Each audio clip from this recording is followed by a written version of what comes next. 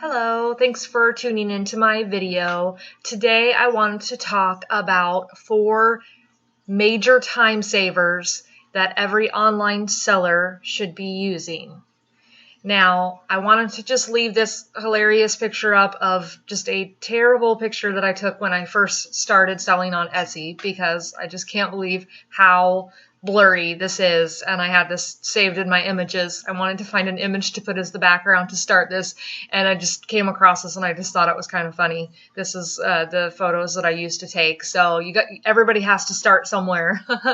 So basically a few days ago, recently, I made a video about 4 major time wasters. And today I wanted to go ahead and switch that up and talk about 4 major time savers. So the first time saver I wanted to talk about today is Amazon.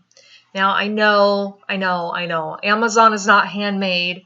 We don't want to be spending all of our money on Amazon. We want to be spending our money with small businesses, and I am completely with you. However, some items, it just makes sense to buy on Amazon. So sorry if you're boycotting them, but just bear with me a little bit here. So one thing that a lot of people aren't aware of and might not use with Amazon is the subscribe and save option. This is an option to get a product that comes every so often, and you get to choose how often it comes. So for example, packing tape. I've got this packing tape, comes once every 6 months, and it's got 6 rolls. And when I choose that option, I get to save up to 15% on my product. So it can be a really good money saver as well as a time saver because this shows up and you don't even have to think about it. You can do this with mailers. You can do this with thank you stickers, whatever you need, bubble wrap, all those kinds of things.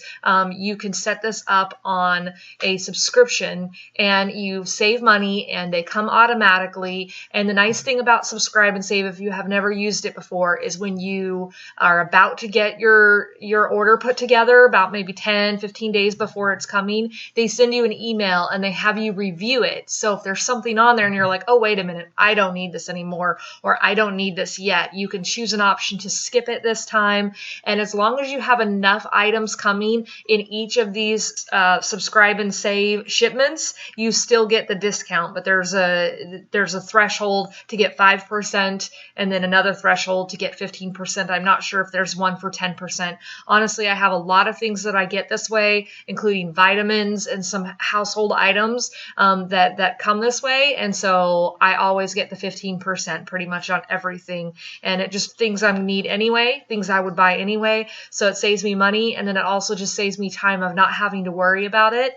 If the item becomes no longer available, they give me a heads up about that, and then I can choose a replacement item or I can find another way of getting that particular item. But very good program, the Amazon subscribe and save. The next thing that I wanted to talk about is your packaging and shipping orders. Time saver would be to pick certain days that you're going to package and ship orders instead of doing it every day that you get an order in. This all depends on the volume of orders that you're getting in your shop. If you are getting 1 order a day in or more, then at some point you may consider doing it every single day. Of course, when we get closer to the holiday shopping season, it increases. But in general, if every single time you get an order, you start making it immediately, let's say, just depending on what you have and if you already have anything pre-made, and then you start packaging up that order, you print your shipping label, you take it to the post office. It's going to waste a lot of time if you do that every single day. But if you wait and only do that on Mondays and Thursdays and Saturdays, for example, then you're going to save yourself some time in the whole process. And it's more like an assembly line instead of just doing a small task and then doing that same small task again tomorrow. If you can kind of combine them, it really does help. So I definitely recommend that depending on your situation. And then also using the Etsy shipping labels instead of doing your own shipping outside of that. When I was new to Etsy, I didn't even understand what the shipping labels were. I assumed that I had to have a label printer, and I was like, I don't want to invest in that right now. So I just completely skipped over it. I was using Pirate Ship, and it's just an extra program that you go into, and then you have to copy and paste over the tracking number into Etsy. And of course, now Etsy has made that a little bit more difficult to get into the Star Seller program, which you don't really have to worry about a whole lot. But if you want to be in that program, it's going to help to use the Etsy shipping labels. So I just wanted to point that out as well. Not a huge requirement, but just another idea of a way to help save money and time. And then at number 3 on my list is to declutter your workspaces. I have several different workspaces. I have a huge problem with clutter. I start projects, I don't finish them. I find these cool new supplies, and I don't have a good place for it, and things get really messy really fast. And when that happens, the way that wastes the most time for me is me hunting around looking for certain items. So you really want to avoid being in that situation by having everything in its own spot, knowing where to find it, and controlling that chaos however you best can. And sometimes that means getting rid of things that you no longer need, that you're never gonna make. Donate those things, sell those things, and really get everything down to an organized workspace for yourself however you can. And my 4th and final time saver is Erank. I know I've talked about Erank before, and I will talk about Erank again. Erank is super helpful. The free option has a lot of good things, including showing you if in any of your active listings you are missing tags, you are missing attributes, you are missing photos, you have one-word tags, and I believe there are others that I'm not even sure about because my listings are pretty good, but I purposely messed up a listing and it deleted one of the tags and made one of the tags a one-word tag just to show what that would look like on here for you. But that is just a really quick snapshot of what's going on with your shop when you're just at the very first page. And then from there, there's other ways to audit your listings. You'd be very careful with looking at the grades on your listings. You can find a way to get a grade on your listing, and there are people out there who've had a C grade, and they're like, oh no, I got to get an A. And they'll go and change their listing, but that listing was selling well. And something that they did that when they went to change it made it stop being seen in search, and it messed up the SEO. So you want to be very careful to not change things with listings that are doing well. But there is that option there. I don't really like the grades, and a lot of people don't, but some people do. But there's listing audit that will tell you some things that you might be missing or give you some ideas. There's, and then you can go into specifically missing tags, missing images, missing attributes, one-word tags. And then when you go into those, then it will give you more information and tell you which listing is missing tags. And so you don't have to go through and try to figure that out yourself, because that's really hard. So now I know this is the one that needs help, and then it actually gives me the option to go directly onto Etsy and fix that from there. So it's very, very helpful. Erank has helped me out of a lot of confusion and mess ups.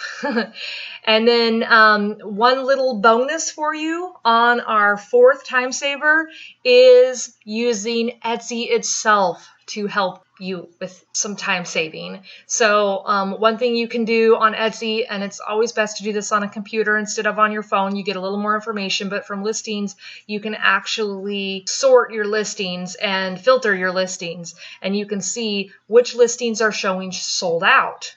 Now, maybe this isn't actually sold out and you still have some of these, or you can make more of these. So you can go in here and see if there's something sold out here that you want to renew and get back in as an active listing. You can see inactive. Maybe you didn't quite finish it. That's kind of a strange category. I'm not sure what that is.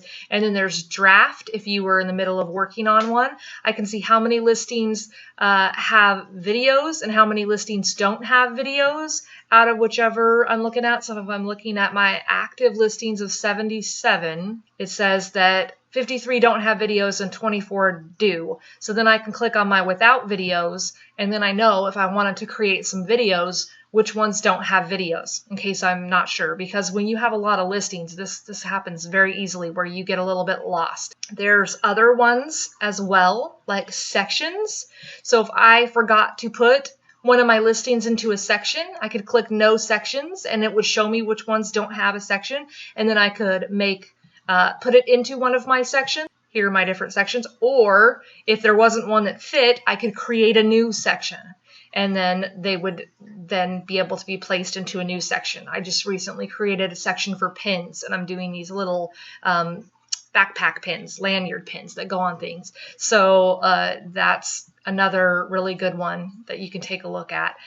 There's more filters as well. Shipping profiles. So if something for some reason doesn't have a shipping profile, then you could go and check. Oh, it says I have 2 that don't have shipping profiles. So this is something that you want to fix right away. This can make your item not be seen on Etsy if there's no shipping profile chosen. And also if somebody is searching and they are filtering out certain items, like things that are getting shipped from other countries or things that take a long time to get shipped, then your item is automatically not going to show up anywhere because Etsy doesn't know how long it's going to take you to ship it. And technically they don't know where you're shipping it from. So you need to pick one of your shipping profiles for every single one, and you need to have those and make sure they're all good and there's no warnings, no little exclamation points next to them, meaning that you need to change something on them. That is my bonus tip for you. Use Etsy itself to really make sure everything is